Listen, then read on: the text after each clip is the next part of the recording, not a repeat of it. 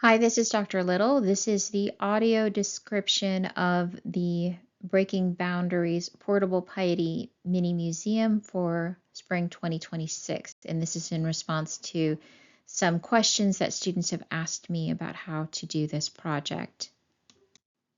In the Portable Piety Mini Museum, the main skills that you should demonstrate are that you can describe objects and that you can relate objects to a common cultural theme.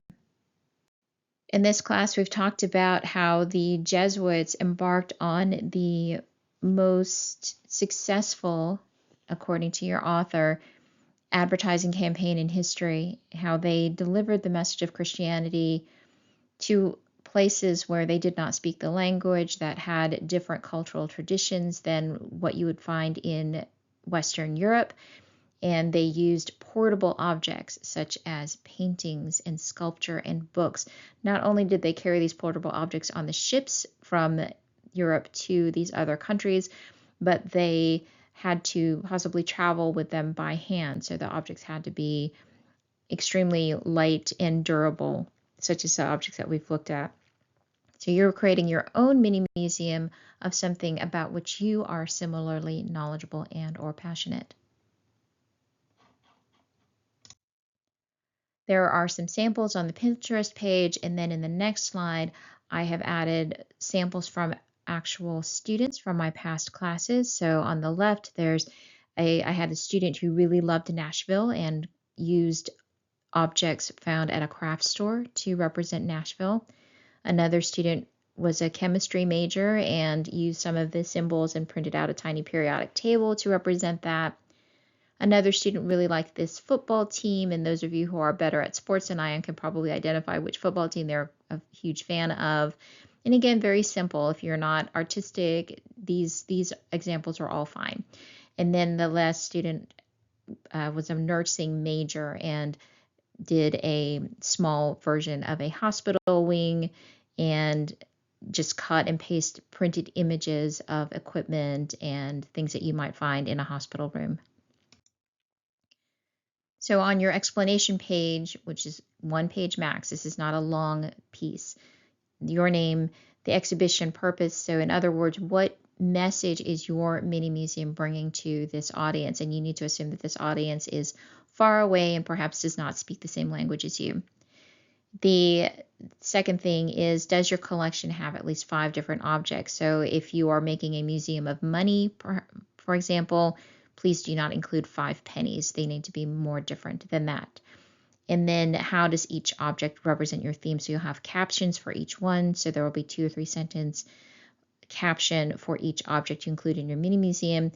Do you spend some time decorating the exterior?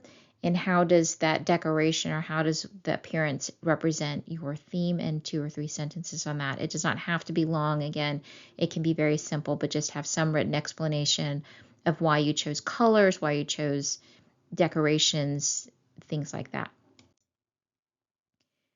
Can it be about anything, or does it have to be about objects we looked at in class? It can be about anything, but remember that you're trying to demonstrate that you understand the larger theme of the class, which is that the Jesuits took objects from their home and brought them across the world to deliver a message in a branding exercise, if you will, if you're a business major, or in a missionary proselytizing engagement, which is what we usually say. I am not very artistic. Do the objects in the mini museum have to be drawn or made by hand? No, not necessarily. You've seen in the objects that I just showed you, the examples I just showed you, that they do not have to be. One student is not using the tin box, but they are using a portable sized object. So as long as your objects can fit in the tin box, or if you've made other arrangements with me, that's fine. And these can be found objects or they can be printed images, but you don't have to hand make everything. I did pass around Model Magic in class, so if you want to make a tiny model of the thing, that's totally fine, and I will not judge on artistic quality.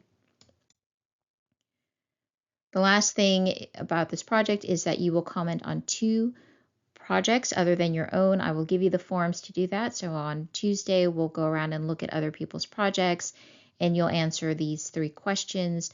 And this is going to determine how the final grade is going to shake out. So is this project effective in conveying the intended message? And are there objects that might be confusing? And we know this is something that frequently happened with the Jesuits, is that the message was misunderstood or reappropriated into the home culture, as we saw in the case of the Mughal court in India. Do the descriptions of each of the highlight works respond to the theme rationale? So again, these are not judged based on art, but they are judged based on understanding. So based on what you're looking at, either the art or the descriptions or the objects, does it respond to the theme or rationale of this project? And that is it. I look forward to seeing your final projects. Thanks so much.